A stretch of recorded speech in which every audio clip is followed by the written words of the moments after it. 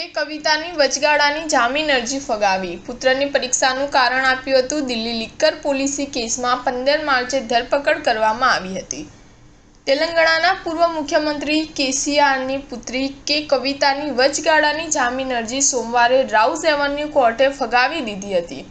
Special જજ કાવેરી બાજવાએ અરજી ફગાવી દીધી અને કહ્યું કે તેને વચગાળાના જામીન આપવાનો આ યોગ્ય સમય નથી।